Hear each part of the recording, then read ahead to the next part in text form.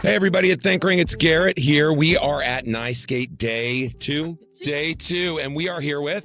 Mary Beth Guthrie, Learning Opportunities Coordinator. Oh my goodness. And do you work for NYSCATE directly? I do. I'm one of the 3 full-time employees. One of the 3 full-time employees. I just have to say this conference has been amazing when it comes to, our lens as Think Ring and being able to talk with New York teachers about technology and its implementation. Let me ask you this. Doing this conference for however many years you've done it, what are some of the key takeaways when it comes to implementing technology within schools and trying to eliminate barriers when it comes to that question? That's a big question. The technology should not be an add-on. It should just be a tool that we use. Like you would use a book or a pencil, and it should be the tool that helps engage the students. I absolutely love that answer. We see a lot of challenges across school districts in the country where tech is just kind of thrown in as a solution, but never really implemented properly. So I think you're right. I think it does need to be looked at as a toolkit with tools, obviously. And let me ask you this. How long have you been doing the NYSCATE conference?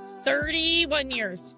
31 years. And that leads me to my next question. 31 years ago, what was the big technology topic that people were talking about? It was just what are computers and how can you use them with kids? I mean, I started when there were Apple IIe's. Wow. Yeah. How long have you been teaching or in education? Sorry. Well, so I taught 6th grade as a tech coordinator and a 6th grade teacher for 31 years, retired from that and have been with NYSCATE full-time for 6 years, but I volunteered for them the whole time I taught. That's unbelievable. After retiring, obviously, from school, what brought you to your work with NYSCATE? It's just a family. Once you're with NYSCATE, you never leave. And that's what I'm experiencing now is I don't know if there are technology conferences like NYSCATE in every state, but I think there's a lot that, like, we're in DC, Virginia area. There's a lot we can learn from the embracement of technology and how it can be applied meaningfully in the classroom. It's crazy to think that 30 years ago, we were having conversations around computers. What's a computer? How do you apply it? Like, I've been in it that long as well, too, 27 years. But to see the overall time span, let's look at 30 years from the span that you've taught. Like, what are some reflections that you could provide given, you started when computers were just coming out to now where we're at? So it's just funny. I kind of watched this AI evolution going on. And back in the day, it was the internet evolution. And I sat with a group of students and threw a ball of yarn to explain to them how the internet worked. And now we don't even think about an internet, right? You just hop on and use it. And now I think you're speaking to the fundamental shift of gone are the days where children have to source information. Like, they can literally have it at the palm of their fingertips. What do you think they're losing in that experience? Well, I think not enough educators use what they have in the correct way. So we still need kids to source that information. We just need to teach them how to do it differently and to do it critically, because not all information is correct. And that is ever present in our society today, is the validation of information now. There is far more information being pushed into society that's not fully true or is supported by a narrative that people in the background are trying to craft. So what are some ways that children and teachers, really, let's talk educators, can help their students discern and, like you said, source information that is accurate? So I think we need to go back to the days when the classrooms were fun and there were projects and you were doing something meaningful. And so when you're looking for information, the teacher, along with the students, needs to look, well, what would be credible sources? Where can we look? Who can we verify this with? But I think it needs to be from the teacher doing it and showing the kids, to the teacher doing it with. Gosh, so this is like all about our mission. And I love that you said that, which is, we're not saying tech is the devil, right? We're saying that we have to use tech as a tool, and we can use tech in an engaging way if the learners are engaged. But it goes back to like exactly what you said, is the learners have to be engaged first. And so, for folks out there as well too, what Mary Beth is saying is that in order to apply tech meaningfully in classrooms, we have to have like more sans tech moments in the classroom where kids are actually on the ground doing work in real time that's experiential. Mary Beth, thank you so much for your perspective today. We appreciate it. We appreciate you allowing us to come in and cover the event and be able to present what we do at Thinkering. So yeah, keep doing what you're doing.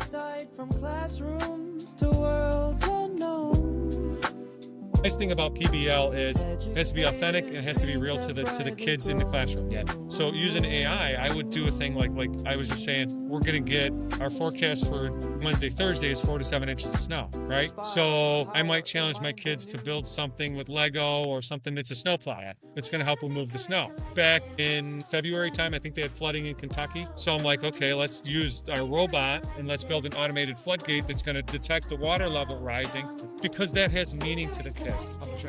Right, because we don't have to, in my opinion, we don't have to teach them the content to memorize the content, because they're going to memorize the content by building something, by doing something with it. That's how we learn, right? I learned how to ride my bike because I fell off. I learned how to play golf because I hit the ball into the woods 75 times. And now I don't hit the ball in the woods as much because I iterated and I changed and I did things. And I think that that's a big part that is missing in education right now, is that part where the kids are afraid to make a mistake. And so besides the authenticity piece that's got to be real to the kids, it's got to be open-ended. We're going to do a recipe where everybody's going to go, like you go to the grocery store, you go to the cake mix aisle, you get your eggs and your oil and your cake mix and you get a cake. Everybody gets the same cake. It's like Oprah, right? My kids are going to make a house. Each house is going to be different because each kid's going to have it. It's just different. The criteria is the same. 2,000 square feet, it's got to be this, right? I need to build a floodgate. It's got to solve this problem. You can do whatever. Point is, it's got to work. And I'm not grading that. So I'm along the way, and this is, I think, what's coming back in education right now, is along the way, I'm having this conversation with the kid, not only about the content and the project, but also about them. How's your mom? They're engaged. I did my Ignite talk yesterday, and one of the things I said was, the kids aren't disengaged, the work is disengaged. Okay, got it. It's school's failing them. Yes. That's exactly it. And I think Adam said that in his session, in her session.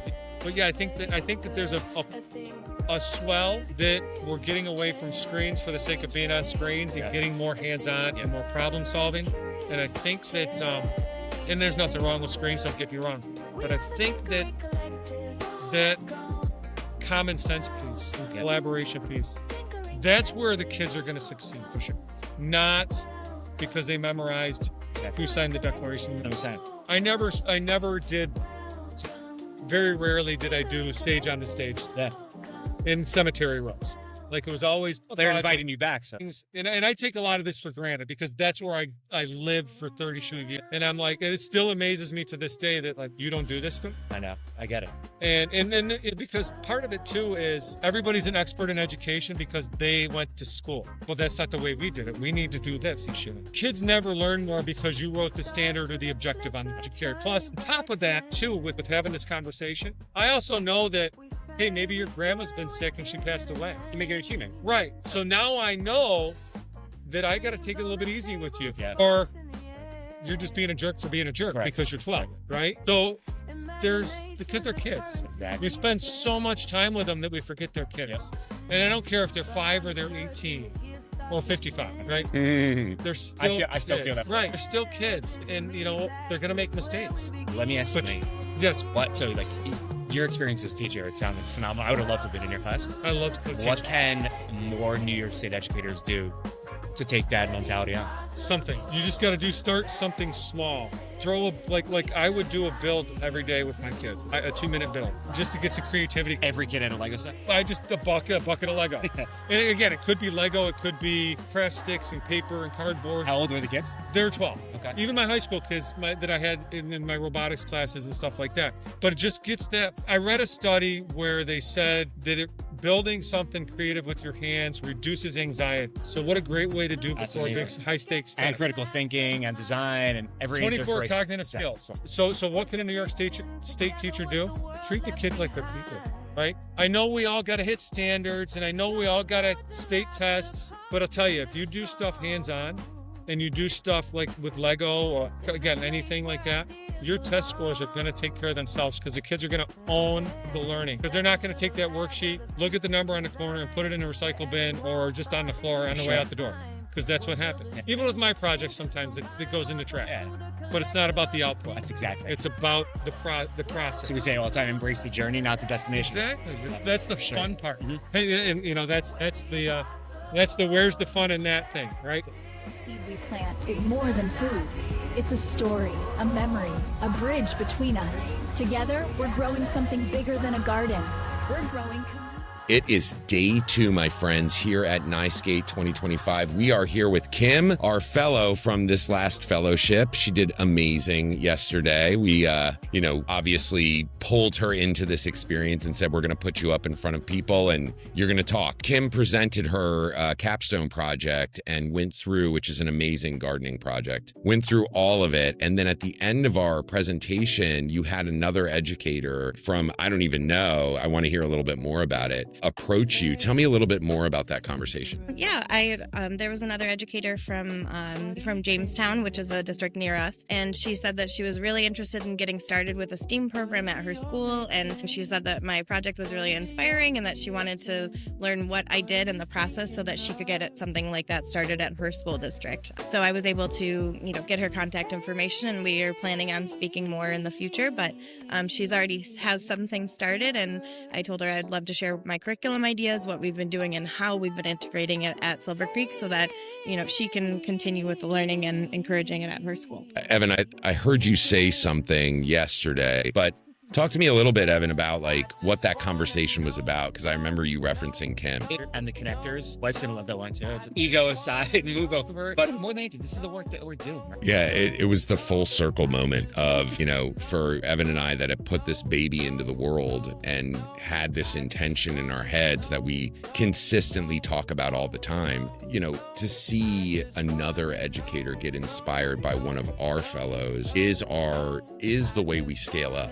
Right through these fellowships is, that teacher may now go and that idea is going to sit there and percolate in her head, and maybe she reaches out to her district lead, and then maybe we have the opportunity to connect you both, just like we connected you with Layla to get that project started. And the other thing that I wanted to mention is you had entire classroom happy and having fun. And talk to me a little bit about what you see in your learners when you guys are working on the garden beyond what I just said. Well, I also want to branch onto the expanding at her district as well. Since she is at Jamestown, it is very close to our school district, so we may even be able to do a trip or have a collaboration between our school districts to, continue with my project or build up hers. So I also told my husband about that last night too. I was like, oh, she approached me. Again, I expected her to be trying to talk to you, and she's like, no, you. And I was like, okay, so it was surprising and exciting. And then I was like, even if it was just one person to approach me so far, I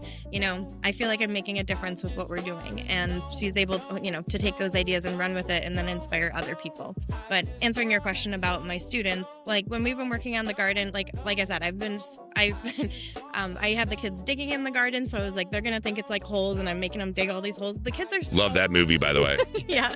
The kids are so excited. I'm like, keep digging. No, but anyways, they keep asking me in the hallways, do we have steam today? I'm like, I don't know, but either way, they're so excited and engaged, and they're all pretty much fighting over who gets to do what.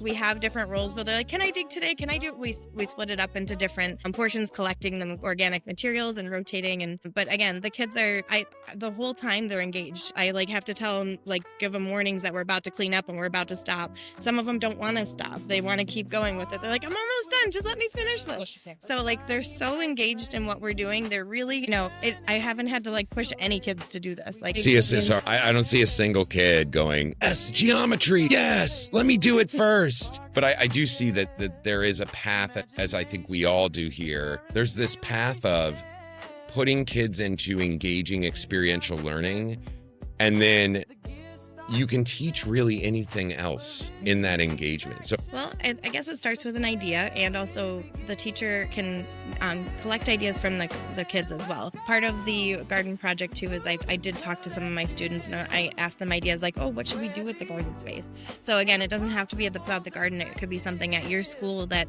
even the kids notice, or your community brings up, like, oh, we need this. And then really just allowing the kids to have input and like valuing their input. So it's not like, oh, they have this idea and then I choose what I want to do. You know, like really listening to the kids' ideas, have them present on it, and come up with their ideas, a presentation that makes sense, and then we can kind of build on it together. So really just working through that collaboration and really taking the time to, kind of do it over time as well. Like ideas don't just happen overnight, and it's a continual process building on it. And even, like I said, with the garden project, we're just in the fall. There's going to be so much that we're doing even over the winter, over the spring, and just kind of being ready to take chances, even because with the garden projects, for me, I don't really have the greenest thumb. So this is when I did the tinkering. I decided to do a project that I'm not very comfortable with, that I want support from with other experts, because if I did technology, I feel like I'm pretty good with technology, and I'm like, I don't want to build up on a skill I already have.